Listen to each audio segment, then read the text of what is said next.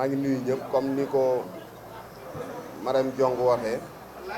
tey jour ouvrable la dañu woote point de presse pour communiquer bu gaaw rek ci actualité politique bi balaa may ubbi suma kàddu dinaa jox Pa Amadou Fall du président mouvement pour l'émergence de MEX bi sunu papa mu def ñaan ñu continuer.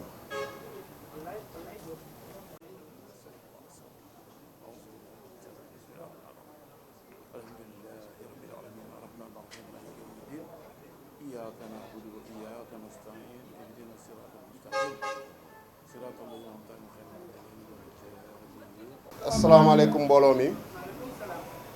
maa ngi nuyu mbokk yi xarit yi ak am di jàmm yi militant sympathisant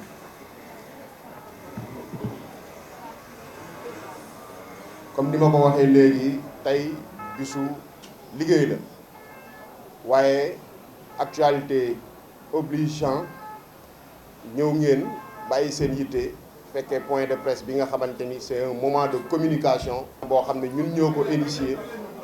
pour mën a waxtaan ak sénégalais yi ci actualité politique bi fi am ci Sénégal. May tàmbali sama kàddu di remercier journalistes yi nga xamante ni ñëw nañu en masse ma leen di gërëm ci loolu te seetlu naa ni fu ñu wootee dinañ ñëw ñoom ñëpp loolu ñu ngi leen ciy gërëm et gis nañ seen taxawaay. gannaaw ba ma sante ñi fi teew ñëpp point de presse bi maa ngi ko bëgg a tënk ci 8 points peut-être wala 7 points fi may tàmbalee mooy d'abord féliciter président de la République ci taxawaayam ci centenaire Seydi El Hadji Malick Sy yàlla na ko yàlla fayal di gërëm di delloo njukkal sunu xalif général des Tidianes Serigne Mbaye Sy Mansour ci taxawaayam ci discours am waaye di beral nuyoo Serigne Maodo Sy Dabakh ci ay kàddoom yi mu yëkkati mu doon kàddu responsabilité di gërëm kilifa diine yëpp sëñ Mountakha Mbacké yàlla na ko fi yàgg bàyyi yàlla na ko fi yàlla bàyyi mu yàgg fi te wér sëñ Mahi Niass xalifa diine yëpp waa kër Maam Limaamu Laay kilifa diine yëpp ñu ngi leen di gërëm seen taxawaay di leen jox seen wàccuwaay di ñaan yàlla bàyyi leen fi waaye aussi di féliciter encore une fois président de la République ci participation sommet G7 nga xam ni am na retombée wóor boo xamante ni presque 600 milliards de dollars pour l'Afrique mu liggéeyal ko continent bi loolu dafay jaadu ñu taxaw si sant ko ci félicité ko ndax dégg naa ni participation am ci G7 boobu sax am na benn waaye boo ko doon ŋàññi démb waaye moom li ñu koy wax mooy na naan glace te xam ne ndam yi jeexagul. gannaaw loolu ñu ngi remercier les forces de défense et de sécurité yi nga xamante ni ñoom ñoo téye gannaaw yàlla ñoo téye jàmmi réew mi ñu ngi leen di remercier di leen féliciter encore une fois di leen réitérer sunu engagement ci seen gannaaw muy police ak gendarmerie ak armée di ci beral nuyoo général Moussa Fall di ci beral nuyoo commissaire directeur général de la police nationale Bokar Yàgg. point de presse bii nag li tax ñu gën ko woote mooy c'est un moment de célébration de la victoire de l'état de droit sur l'anarchie. C'est un moment de célébration de la victoire de l'ordre sur le chaos. Mais c'est un moment de célébration de la vérité sur le mensonge. ndax yéen ñëpp gis ngeen ni jamono yi yëpp am na ñoo xam ne danoo taxaw tëcc pour indi fitna indi pëccëxoo indi insurrection ci Sénégal waaye sénégalais yi comprendre nañ ni njaboot jàmm mooy gën ci moom. Président de la République bi nga xam ne mooy ndey mbili jël disposition yépp pour assurer sunu sécurité te li fi xew démb mooy dafa amoon ñu bëggoon jóg taal réew mi waaye ci taxawaayu état dañoo dellu gannaaw dañoo sàqi ni ko mbëri di waxe waaye jeunes yi ne dañoo jënd glace bi nag dégg naa ñu naan dañ leen a ñaan ak kilifa diine yi ñoo leen ñaan ak ma ne xam nga moom mbër bu daanoo foog mu wax li ko daaneel wut alibi kenn ñaanu leen danoo sàqi danoo daw comme des lâches c'est ça la vérité. kilifa diine yi ñuy wax ñoo leen ñaan ñoom respecté wuñu kilifa diine yi ñoom ñooy saaga di saagalu kilifa diine yi fii ci Sénégal respecté wuñu kilifa diine yi respecté wuñu imaam yi te ñëpp xam nañ ni ñi di saaga kilifa diine yi di wax lu bon ci kilifa diine yi ñoom ñooñu la ñu àndal. donc buñ ñu wax mukk ni kilifa diine yi ñoo leen ñaan ndax ñoom déggaluwuñu kilifa diine yi faalewuñu kilifa diine yi lijjantiwuñu kilifa diine yi ñoom seen projet bu antoo kilifa diine dootul am Sénégal ci loolu la ñuy liggéey. donc buñ ñu wax mukk ni kilifa diine yi ñoo leen ñaan dafa am lu ñu ragal moo tax ñu dellu ginnaaw te xam ni bu ñu génnoon démb dinañ xam ni bési góor a koy bay.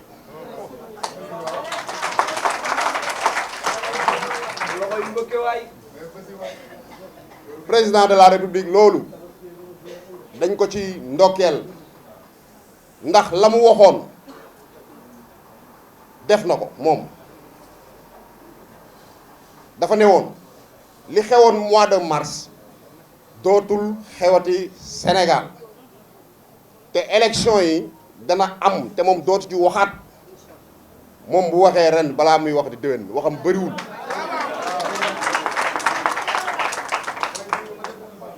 li ñuy wax naan bu jëf ji bëree moom la waaye bu wax ji bëree du moom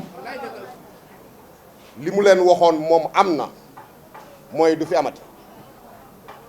gannaaw ndam loolu nga xamante ni démocratie am na ko état de droit am na ko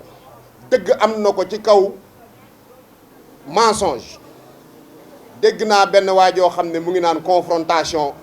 dina am et c'est pas à l'état de déterminer le moment et comment. damay wax rek ne ko ñun confrontation taxu ñoo jóg ñun dañu jóg pour liggéeyal Sénégalais yi ñun suñu yittee du xeex suñu yittee du taal dëkk bi ñun liggéey Sénégal moo ñu tax a jóg ñu ànd ko président de la République Macky Sall waaye nag képp koo xamante ni confrontation nga bëgg ci taal réew mi bilaay di nga ko am te di nga fi fekk lu dëgër ndax état bi du yàqoo ci Macky Sall président de la République.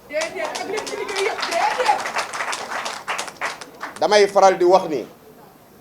président Abdou Diouf ci moom laay tàmbale ñun ñëpp d'accord nañ ci ne moom toogam fii ci Sénégal liggéeyam fii ci Sénégal li ci ëpp du woon tabax ay infrastructure du woon tabax ay defar ay autoroute du woon tabax ay immeuble waaye liggéeyam ci li ci ëpp mooy li ëpp solo ci am réew mooy defar un état fort te def na ko dañ ko ci delloo njukkal di ko ci gërëm di ko ci sant ndax Sénégal yëpp amel nañ ko njukkal bàyyi na fi état bu dëgër boo xam ne Ablaye Wade yàqu ko te bu kenn xalaat mukk mu yàqu ci Macky Sall réew mii kenn du ko taal. loolu dama bëgg mu leer ci boppu ñëpp. képp koo xam ne nag confrontation nga bëgg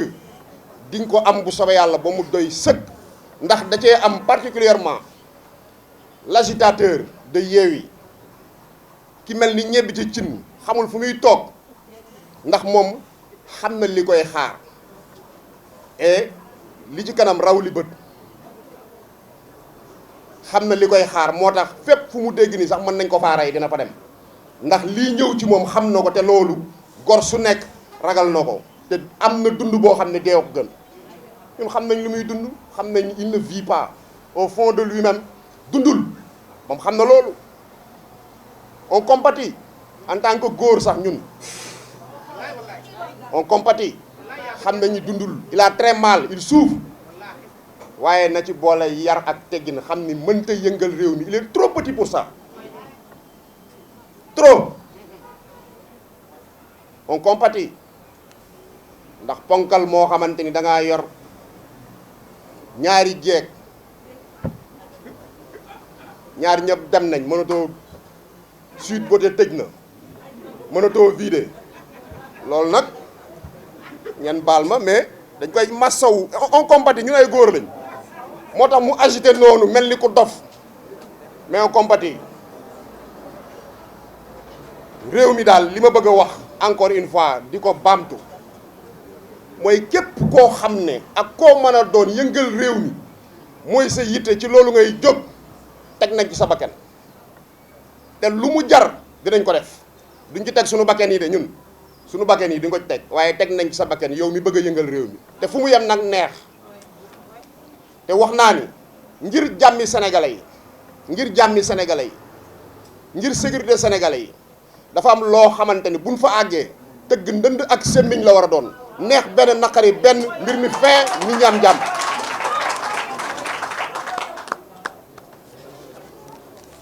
donc chers amis comme je l'ai dit tantôt célébrons la victoire de l'état de droit sur l'anarchie. Célébrons la victoire de l'ordre sur le chaos. Célébrons la victoire de la vérité sur le mensonge. Et ça, nous le devons au président de la République Macky Sall.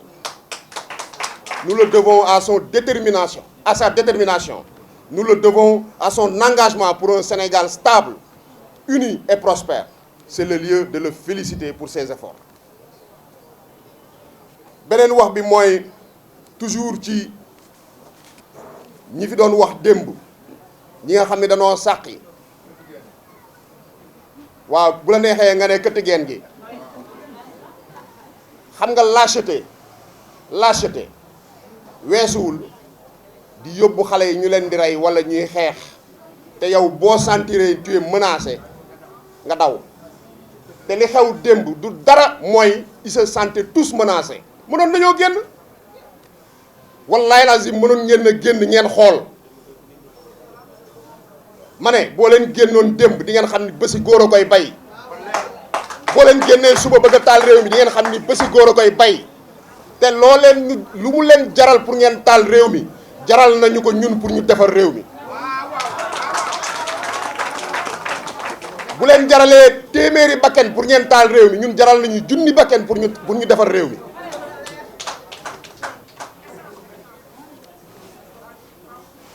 li am démb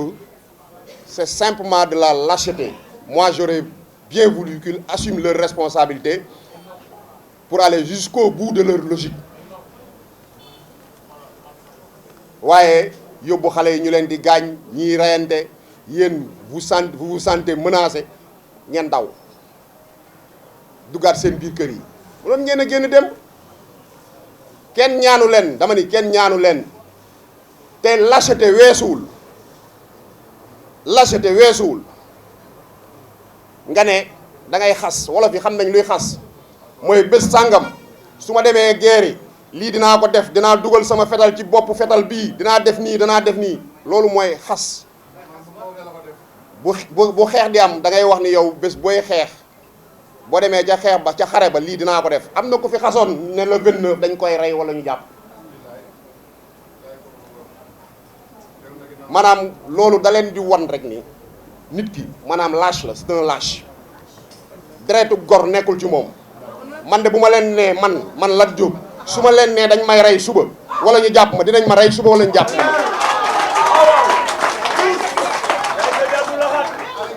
te li ma ko wax moom ne ko dëkk bii man lay doon wala yow wallahi azim dina am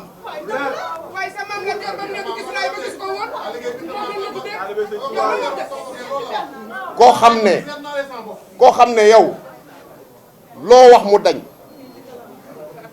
loolu dafa doy sëkk ci nit ku am xel ak ci xelu ñi ànd ak moom nga xamante ni manipuler lañ leen toog nañ seen yuuri cultiver nañ haine ci seen xol yi ba gisatuñu déggatuñu ana ki fi waxoon ne Khalifa Sall day nekk candidat par force est-ce que Khalifa Sall nekk na candidat ani ki fi waxoon ni dootuma émarger tribunal du muy émarger ani ki fi waxoon ni élection du am moom moo toog démb ne élection dina am bon xam nga respecté wul nit ñi respecté wul ñi mu àndal ane ki fi waxoon bërki démb ne Sénégal am na 700 détenus politiques dina ñëw ci liste bi yéen journalistes yi ki ko waxoon duy dégg ngeen 700 détenus politiques yooyu fen yi neen dafay fen ngeen baal ma ci kàddu gi dafay fen moom Ousmane Sonko la da ngay fen 700 détenus politiques amul Sénégal ñu ngi xaar liste bi nga waxoon ni am na 700 détenus politiques yaa ko wax ñëpp di dégg 700 détenus politiques amul Sénégal da ngay fen le 29 di nga dee wala di la jàpp da ngay fen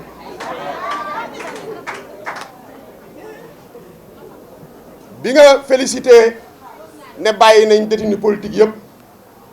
da nga am fàtte da nga am ñoo xam ne fàtte nga leen mooy presque plus d'une dizaine de doomu jàmbur yoo xamante ni mandat de dépôt nañ leen pour acte terroriste te ñu bokk ci yéen waa Yewwi bokk ci yéen waa Pastef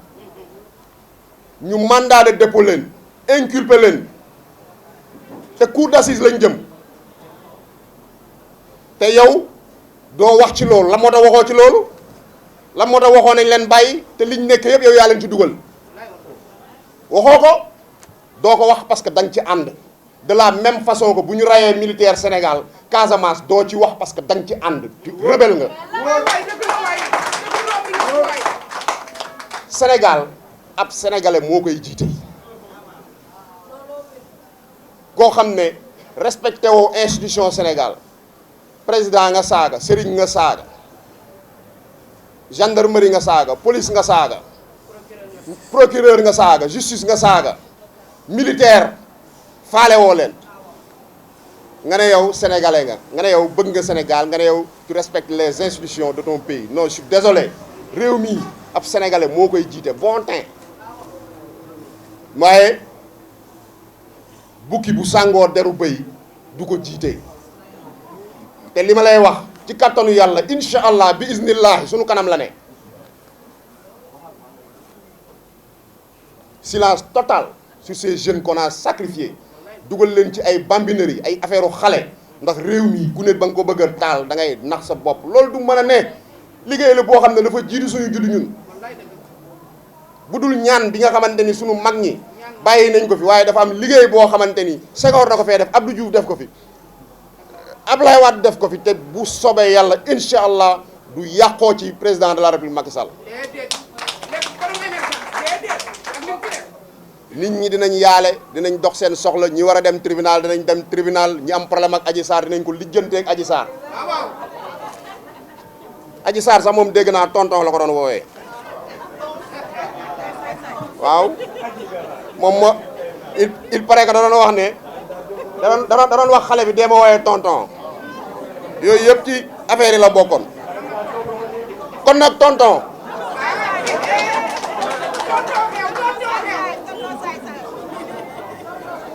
beneen point bi nga xamante ni bëgg naa ko tontu beneen point bi nga xamante ni bëgg naa ko tontu mooy li nga xam ni bëgg nañ ko gëmloo Sénégal bëgg nañ ko gëmloo waa réew mi mooy démocratie amatul Sénégal liberté amatul Sénégal liberté d'expression Sénégal dafa ëpp c'est ça la vérité liberté d'expression Sénégal c'est très mal encadré on va vers des dérives on les vit ces dérives là donc bu ñu kenn wax ni liberté amul Sénégal le 8 may nañ leen ñu marche place de l'Obélisque def seen sitting def seen manifestation à jour boobu moom liberté amoon na liberté moom day ñàkk wala moom en fonction de li nga bëgg te li nga bëgg am na lu ko ëpp doole lu gën a ñor sénégalais mooy ordre ak stabilité ak protection des biens et des personnes loolu mooy frontière u liberté ku nekk fii Sénégal waaye liberté moom kenn du ne amul Sénégal kenn du ne démocratie amul ndax parti bu ne yaa ngi wax li la neex di dox li la neex élection mu ngi am Sénégal élection la ñuy fale élection la ñuy folle donc fan la manque liberté am fan la manque démocratie am Sénégal ñuy wax lu leen neex di sëlëm nit ñi di gént.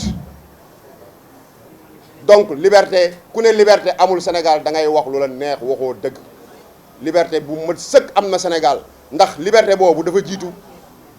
président de la République te mënu ko wàññi lu dul yokk ko ndax c'est un acquis démocratique boo xamante ni kenn mënu ko remettre en cause ak koo mën a ne ndax sénégalais yi duñ ko nangu donc bu fi kenn waxi liberté nit ñaa ngi dem ñu ngi dikk ñu ngi wax seen xalaat ñu ngi def li leen neex dans le respect des lois et règlements de ce pays képp koo xamante ni jàll nga loi ak règlement ak yooyu dinañ fëgg sa ndundu daal loolu moo am donc waxi liberté ak démocratie nañ ko tege nële te nag débat politique bi fii la mën a toll et c'est dommage débat politique bi fii la nekk léegi ay liste la ay suppléant la ay parité dugal naa góor génne naa jigéen damay dem élection non nii damaa bëgg a falu damaa bëgg a nekk député way deuxième mandat troisième mandat quatrième mandat waxi ñàkk fayda te kenn yóbbuwuñu si lu dul ñi nga xamante ni dañoo bëgg a falu le débat est devenu stérile. Et malheureusement, nous autres, on est obligés de répondre parce que c'est un terrain boo xamante ni foofu la ñu woo te duñ leen ko bàyyil parce que am na une partie des Sénégalais ils sont friands de ces débats puérils il faut que ñuy tontu li may wax naan xale bu la tooñee léeg-léeg da ngay wàcc ba ci niveau am duma ko yéegaat doo leen dégg mukk fii ci réew mi ñoom ñëpp laa wax opposition ak tonton doo leen ko dégg mukk mu waxati waxi réalisation parce que xam nañ réalisation Sénégal kenn dootu ko waxati fii débat boobu kenn ñemeetu ko wax moo tax yeneen la ñuy wax ay troisième mandat dixième mandat dama ni troisième mandat bu baaxee ci réew mi na ko président de la République def il est hors de question il sera hors de question de laisser ce pays-là entre les mains de ce monsieur loolu yàlla rek moo xam waaye ñun lépp lu mu laaj pour lui barrer la route ne serait-ce que pour une pure et simple raison mooy ni du sénégalais bukki la bu sàngoo deru bëy du ñu nangu fii ku dul sénégalais di jël réew mi Sénégal un fractionniste un séparatiste un rebelle qui ne s'assume pas du ko jiite kooku na leer ci boppam et on paiera le prix qu'il faut pour ça ñun Sénégal moo ñu gën moom lañ gën a bëgg lépp fu ñu dem dañuy ñibbisi li ñu am ñëpp Sénégal moo ñu ko jox du ñu nangu mukk kenn di ko yàq di vendanger Sénégal duñ ko nangu donc débat politique Sénégal yéen ñëpp gis ngeen fi mu nekk léegi débat xale la malheureusement foofu lañ ñu woo fa lañ leen di fekk fi mu nekk ni boo doon waxee réalisation sax kenn la nangoo déglu parce que foofu c'est un train qui est arrivé à l'heure et les gens ne s'en occupent pas bu leen waxee la lay wax dund gi dama ni dund gi fépp la seeree ci àdduna du Sénégal kese te képp ku la wax ni mën naa def wàññi dund gi fii may wax wàññi ko de façon considérable waxul dëgg ak ku mu mën a doon muy Joe Biden ak di Macron ak du ku mu mën a doon ku leen ko wax ni mën na ko def day wax lu ko neex waaye ku leen wax ni mën naa appuyer wu ci cherté dund gi pour di politique loolu moom ku ne mën na ko donc loolu benn point la boo xam ne bëggoon naa ci wax mooy Sénégal débat politique bi nan ko xoolaat ñun ci liggéey la ñu nekk ñu ngi liggéey Sénégal yëpp xam nañ ñu ngi liggéey moo tax opposition bëggatul wax ci affaire bilan président de la République Macky Sall ñemewuñu ko sax nag parce que foofu ku fa dugg daanu te nag loolu nag mooy li ëpp solo ci débat politique ndax la finalité de l'action politique c'est l'homme c'est le citoyen c'est l'être humain loolu yëpp ñu ngi koy malheureusement bëgg a fàtte loolu nañ ci indiwaat suñu xel xool li président de la République def Sénégal te dara mënu ko dindi balaa may daaneel sama kàddu mooy nañu nekk ñun ñëpp ay sentinelle de la république wan waxuma ay APR ak Benno Bokk Yaakaar république moo soxla tey Sénégal moo soxla ñu war a taxaw ñun ñëpp tem ngir waa ji ak gaañ yi doon ay bukki sangoo deru bëy bañ fi am dara. élection législative na ñëpp taxaw bay seen wewu tànk ngir jox président de la république majorité mu continuer liggéey bi nga xam ne mu ngi koy def ci Sénégal ndax loolu mooy dëgg ndax leneen bu amee ñi muy arrangé mooy ñi nga xamante ne dañ bëgg a indi mbii coog mballoo ak kaw ak jaxasoo ci réew mi loolu moo leen tax a jóg loolu lañ bëgg tonton moom li ko tax a jóg mooy dëkk bi jaxasoo ba dossier tribunal ba réer moom loolu rek moo ko ñor donc élection yii occasion la ça n'a rien à voir ak ay 3e mandat 4e mandat élection législative la fii la taxaw ne élection locale yi boo leen votelee Macky Sall day dem 3e mandat mais Macky Sall moo ëppale ay voix moo ëppale ay localité APR Benno Bokk Yaakaar est-ce que tax na pour autant président ne damay def 3e mandat donc boo taxawee ne bu ñu amee majorité 3e assemblée nationale waxi 3e mandat la waxoo dëgg ndax waxoon nga ko fi yow loo wax du dëgg loo wax du dëgg un vrai lâche waaye nag mooy li may faral di wax rek kéwal du tëb doom jëbbat nañu taxawal Sénégal man Sénégal moo ma ñor man du sama engagement ci li xew ci réew mi sama responsabilité la personnelle réew mi kenn ëppalewu ko fi bokk maag ñi nga xamante ni dañuy raas il rase les murs ñi nga xamante dañoo tekk ci dara ci dëkk bi président de la république jox leen ça me permet de faire le lien président de la république jox leen ay responsabilités ñu koy attaqué ñuy attaqué réew mi ñu nekk ministre nekk ay directeurs généraux nekk ay directeurs nekk ay députés nekk lu ne ci réew mi mu jox leen lu ne état bi jox leen lu ne ñu war a défendre état bi ñu ni miig noppi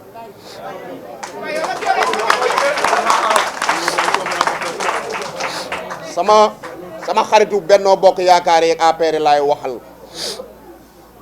ma ne ku dugg mag mooy yëngal dëxin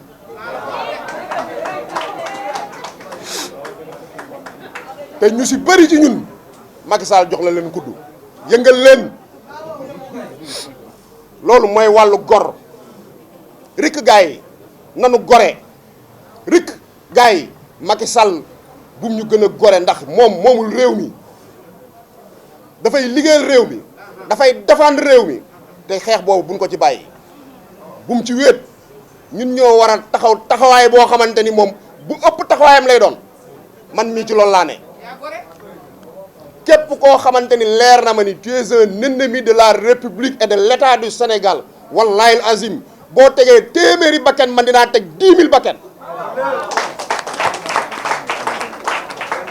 te duma la may dara parce que li ma wóor man li ma wóor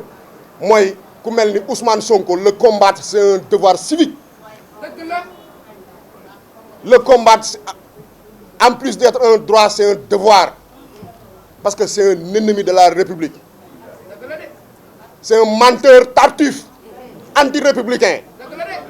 il faut le combattre par tous les moyens je dis bien par tous les moyens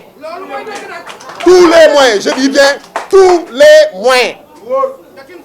je me répète tous les moyens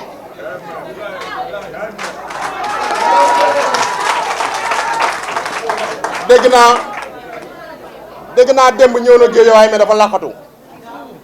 waaw dégg naa démb ñëw na Géejawaay mais dafa làqatu démb dégg naa ñëw na fii dafa làqatu yor fordam bu ñuul boobu yow daal booy ñëw Géejawaay nañ ko yëg ñu teeru la ci démocratie lañ nekk dëkku liberté lañ nekk lay teeru waaw nga ñëw comme que nee nañ yaay président de la république bu ñëw dañ koy teeru booy ñëw nañ ko xam jarul làqatu bi donc mbokk yi wax ji lii rek la woon nañu gën a taxaw réew mi nañu gën a saytu réew mi ndax ñun réew mi rek ñu ñor ak képp ku ñu àndal li fi xew démb mu doon une reculade dañ ko wax sàqi daw comme des lâches détalés comme des lapins loolu moo am démb dégg naa benn waay fii ci Géejawaay Macky Sall moo bu mu wax ne Macky Sall mel ni Macky Sall moom ak Macky Sall la quoi yow Macky Sall bu doon wut raxaskatu duus sax du la jël an Macky Sall bu doon wut raxaskatu duus sax raxaskatu duus palais sax tu n'es pas apte, tu n'es pas compétent pour ça nga naan Macky Sall léegi ils sont désarmés wàllu LGBT bi ñu doon wax xam nañ ni amul du dëgg xam nañ ni du dëgg amatuñu benn moyen amatuñu xeex amatuñu lu ñu véhiculer du bilan du dara jullit bu mel ni président de la république Macky Sall nga koy jiiñ naan da ngay bëgg ay légaliser lu mu mën a doon xam nga ni loolu waxu ku daanu si saret la encore une fois fi may daanelee sama kàddu mooy waa APR Benno Bokk Yaakaar ak képp ku bëgg réew mi Macky Sall jox la ay responsabilité nga tekki dara boo waxee ñu def boo teree ñu bàyyi dama ne rik na nga gore soo gorewul bu fekkente ni yow mënoo gore mais da ngay bàyyi man taxawaay bii may taxaw su ma ko mënul woon am damay bàyyi sama deret mayu ma ko man man je ne lâche personne su ma ànd ak yow je ne te lâche pas donc ñi nga xamante ni président dañoo nekk ci gouvernement bi nekk ci appareil administratif bi nekk ci levier yi nga xamante ni jox nañ leen ko nañ ko jël pour défendre la cause de la République et la cause de la République aujourd'hui c'est sa stabilité encore une fois pour que les Sénégalais aient une vie paisible et harmonieuse entre eux loolu moo ñu soxal loolu doole jooju nañ ko def ci Sénégalais yi nañ ko def ci dalu réew mi maa ngi leen di gërëm di wax ni kontaan naa trop encore une fois di remercier journalistes yi nga xamante ni ñëw nañ fi jël seen temps waxtaan ak ñun waaye daal li ma mën a wax encore une fois mooy démb démocratie ak état de droit sénégalais yi am nañ ndam ci kaw yàqkat yi ñi nga xam ni confrontation moo leen tax a jóg ils seront servis loolu daal laa amoon lu may wax di leen gërëm di leen sant di leen wax ni wasalaam jërëjëf